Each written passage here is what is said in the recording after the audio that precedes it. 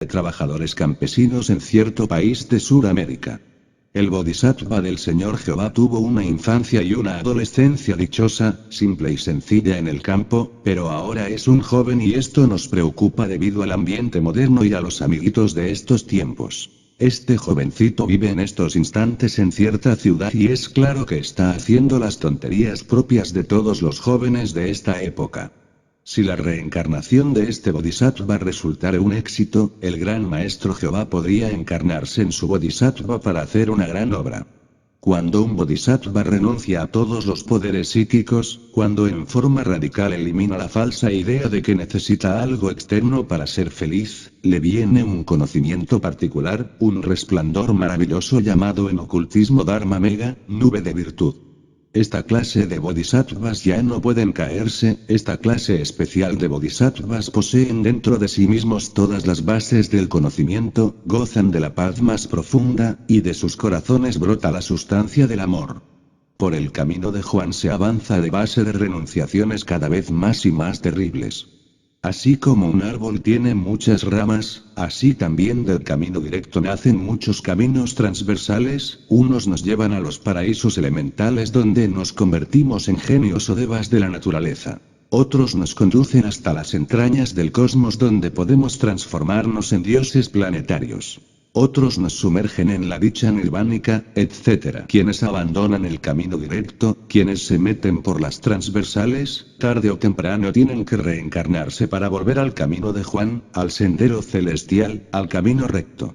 La omnisciencia y la omnipotencia son cualidades muy codiciables y confieren terribles poderes sobre toda la naturaleza. Si renunciamos a estos tremendos poderes, sobreviene la destrucción de ciertas semillas que en una u otra forma nos traen siempre de retorno a los sucesivos Manvantaras, después de cada gran pralaya. Es urgente saber, es indispensable comprender que el universo es de naturaleza ilusoria. Necesitamos morir, morir y morir en sí mismos y renunciar, renunciar y renunciar y dejar de existir en todos los 7 cosmos para tener derecho a ser en el absoluto. Capítulo 36, Historia del maestro chino, Cao Feng. El maestro chino, Cao Feng, entró en el sacerdocio a los 15 años de edad y se ordenó a los 20, en el monasterio de Qinzhou.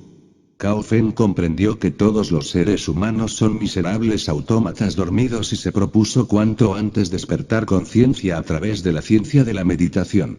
Cao Feng realizó sus primeros trabajos bajo la inteligente y sabia dirección del maestro, Tuan Chiao, quien le enseñó a trabajar con él, Hua Tou, frase misteriosa. ¿Dónde estaba yo antes del nacimiento? ¿Dónde estaré después de la muerte? Cao Feng se propuso trabajar con este, Hua Tou, pero no pudo concentrar su mente a causa de la bifurcación de esta frase. Su mente se dividió en muchas opiniones y conceptos opuestos y Cao Feng sufría hasta lo indecible porque anhelaba con todo su corazón y con toda su alma liberarse del dualismo mental. La experiencia de lo real resulta imposible mientras la esencia, el Buddhata, el alma, esté embotellada entre el dualismo intelectual. Las opiniones contrapuestas, el batallar de los conceptos opuestos, las ideas antitéticas, corresponden a los diversos funcionalismos ilusorios de la mente. Cao Feng lloraba lágrimas de sangre anhelando desembotellarse de entre el dualismo mental, pero fracasó con el Hua Tou del maestro Tuan Chiao. Cuenta la tradición que, en estado de terrible angustia y desesperación, Cao Feng buscó al maestro, Sui Yen, quien compadecido de su dolor le enseñó el poderoso Mantram Du, exigiéndole diaria información sobre sus trabajos. El Mantram Du se canta como una W, imitando el aullido del huracán entre las embravecidas olas del furioso mar. Durante esta práctica la mente debe estar absolutamente quieta y en profundo y espantoso silencio, tanto en lo exterior como en lo interior. Ni el más leve deseo, ni el más insignificante pensamiento deben agitar el profundo lago de la mente. Las explicaciones del maestro Sui Yen eran en verdad tan sencillas y claras que su discípulo, Cao Feng, cayó en la negligencia y en la pereza, debido a que francamente no necesitaba hacer ningún esfuerzo para comprenderlas. El maestro, Sui Yen, pese a su acostumbrada dulzura, también sabía ser muy severo cuando era necesario. Cierto día, como de costumbre, Cao Fen entró en el cuarto de su maestro, pero entonces este en tono muy severo le dijo: ¿Quién ha traído este cadáver en tu nombre? No bien hubo acabado de decir esto, le echó de su cuarto. Más adelante Cao Fen siguió el ejemplo de Qin Shan y buscó refugio en la sala de meditación. Las prácticas de la meditación íntima provocan en forma graduada el despertar de la conciencia, el despertar del Buddhata. El neófito comienza a reaccionar ante las representaciones suprasensibles internas en forma muy distinta, muy diferente a la usual. Comienza por decir: estoy soñando, esto es un sueño. Más tarde exclama lleno de alegría: estoy fuera del cuerpo físico. Mi cuerpo físico está dormido, pero yo estoy fuera del cuerpo totalmente consciente y despierto. En cierta ocasión, estando Cao Fen fuera de su dormido cuerpo que entre la cama roncaba, recordó con entera claridad meridiana aquel koan que dice: todas las cosas se reducen a la unidad, pero ¿a qué se reduce la unidad? Cuentan las tradiciones chinas que en ese instante su mente se llenó de terribles confusiones hasta el punto que ya no lograba distinguir al este del oeste, o al norte del sur. Al sexto día de estar en ese desdichado estado mental, sucedió que mientras musitaba con infinita devoción las plegarias colectivas en el lumisial de meditación, levantó su cabeza y vio clarividentemente aquellas dos últimas frases misteriosas de ese poema oriental compuesto por el quinto patriarca, Fa Hien. Oh, eres tú, a quien yo siempre he conocido, y que vienes y te vas en los 30.000 días de un siglo. Inmediatamente Cao Fen se puso a trabajar con la misteriosa y enigmática frase: ¿quién ha traído este cadáver en tu nombre? Se le había quedado tan grabada en la mente desde aquel día en que el maestro Sui Yen la había pronunciado, que era imposible olvidarla. Sentía como si su mente y su personalidad hubieran perecido y como si su espíritu divino hubiera resucitado después de la muerte. Se sentía feliz, como si le hubiesen quitado un enorme y pesado fardo de encima. Entonces contaba 24 años de edad y había logrado el deseo de llegar al despertar de la conciencia en 3 años. Cuando a Cao Fen se le preguntó: ¿puedes dominarte a ti mismo a la plena luz del día? Sí puedo, contestó con firmeza. ¿Puedes dominarte cuando estáis soñando? Su respuesta fue nuevamente: sí puedo. Cuando duermes sin sueño, ¿dónde está el maestro? Cao Fen no pudo hallar respuesta para esta última pregunta y nuevos sufrimientos íntimos afligieron el fondo de su alma. El maestro le dijo: de ahora en adelante no quiero que estudies el budismo ni el dharma, no quiero que estudies nada, ni antiguo, ni nuevo. Solo quiero que comas cuando tengas hambre y que te acuestes cuando estéis cansado. En cuanto te despiertes, pon alerta tu mente y pregúntate: ¿quién es el maestro de este despertar y dónde descansa su cuerpo y hacia dónde conduce su vida? Cao Fen, ciertamente era un hombre de telema, voluntad, y decidió con entera firmeza que habría de entender esto de alguna manera, aunque en el empeño diera la impresión de ser un idiota para el resto de sus días. Pasaron 5 años de trabajo intensivo. Un día cualquiera, cuando trabajaba este punto en medio del sueño, un monje compañero que dormía a su lado, en el dormitorio común del monasterio, empujó inconscientemente la almohada y ésta cayó ruidosamente al suelo. En esos instantes sus dudas desaparecieron de inmediato. Sintió con inmensa alegría que había logrado saltar fuera de una trampa. Todas las frases misteriosas de los maestros y los budas y todos los múltiples problemas del pasado, del presente y del futuro, se volvieron claros para él. A partir de entonces Cao Fen quedó iluminado.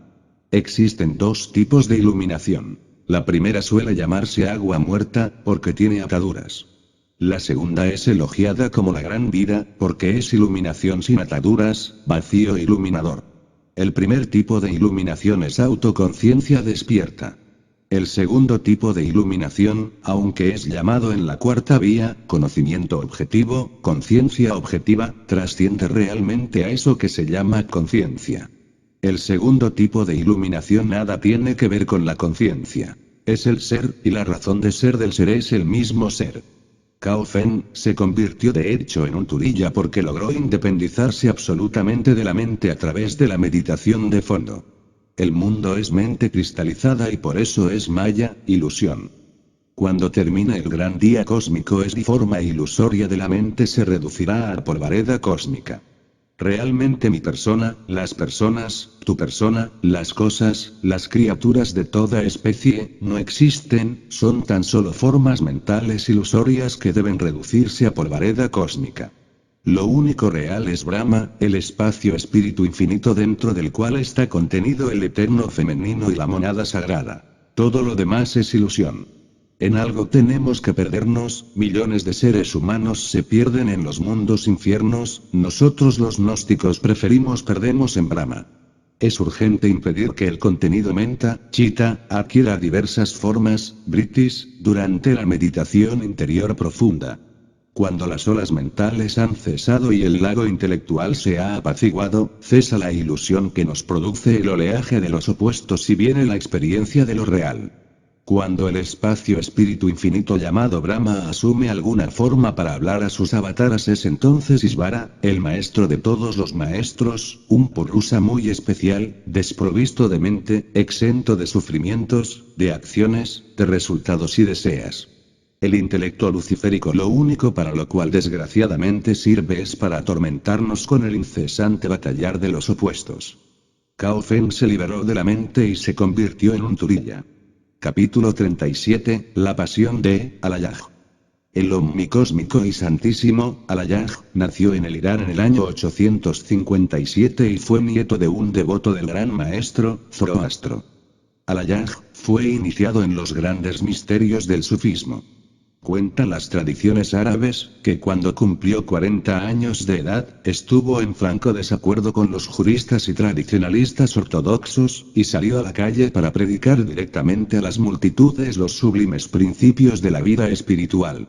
Escrito está que, Alayaj, el gran maestro sufí, enseñó con su palabra y con su ejemplo viajando incansablemente por el Irán, la India, el Turquestán, etc., llegando hasta las mismas fronteras de la vieja China. El gran maestro, Alayaj, era fuera de toda duda un tremendo revolucionario. Los políticos celosos y envidiosos lo acusaban de peligroso agitador, los doctores de la ley, de confundir lo humano y lo divino, hasta los mismos maestros del sufismo no tuvieron inconveniente en acusarle de romper la disciplina de lo arcano al divulgar los misterios esotéricos entre las gentes y como es apenas normal en todos estos casos, no faltaron jueces dispuestos a condenarlo por muchos supuestos delitos tales como el de farsante, impostor, mago negro, hechicero, brujo, profanador de los misterios, alborotador del pueblo, ignorante predicador, enemigo del gobierno, etc. Alayaj, el gran místico sufí es encerrado en una infame prisión por 9 años y luego vilmente mutilado y ejecutado el 27 de marzo de 922, en el año 309 de la Égira. Cuentan las sagradas tradiciones del Islam que cuando vino la noche terrible en que debía ser sacado de su calabozo hacia el alba para ser ajusticiado, se puso de pie y dijo la plegaria ritual prosternándose 2 veces. Dicen los que debieron que concluida su plegaria, repitió sin cesar. Engaño, engaño, hasta el final de la negra noche y después de un largo y profundo silencio, exclamó.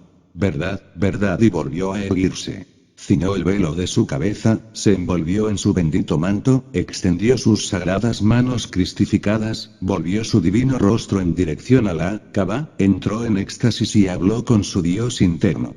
Cuando salió de la prisión ya de día, las multitudes lo vieron en pleno éxtasis de júbilo danzando feliz bajo el peso de sus cadenas. Los verdugos le condujeron sin misericordia alguna a la plaza pública donde después de haberle flagelado con 500 azotes, le cortaron las manos y los pies. Dicen las viejas tradiciones del mundo árabe que, Alayaj, fue crucificado después de la flagelación y de la mutilación y que muchas gentes le oyeron hablar en éxtasis con el Padre que está en secreto desde su propio Gólgota. Oh Dios mío. Voy a entrar en la morada de mis deseos y allí contemplaré tus maravillas. Oh Dios mío. Si tú manifiestas tu amor aún a aquel que te perjudica, ¿cómo entonces no lo darías a aquel que es perjudicado en ti? Después de esta plegaria salida del corazón santísimo de Alayaj, las gentes que presenciaron el suplicio vieron a Abu Bakr al-Shibli, quien avanzando hacia el patíbulo gritó muy fuerte el versículo. ¿No te habíamos prohibido recibir ningún huésped, sea hombre o ángel? Luego le dijo: ¿qué es la mística?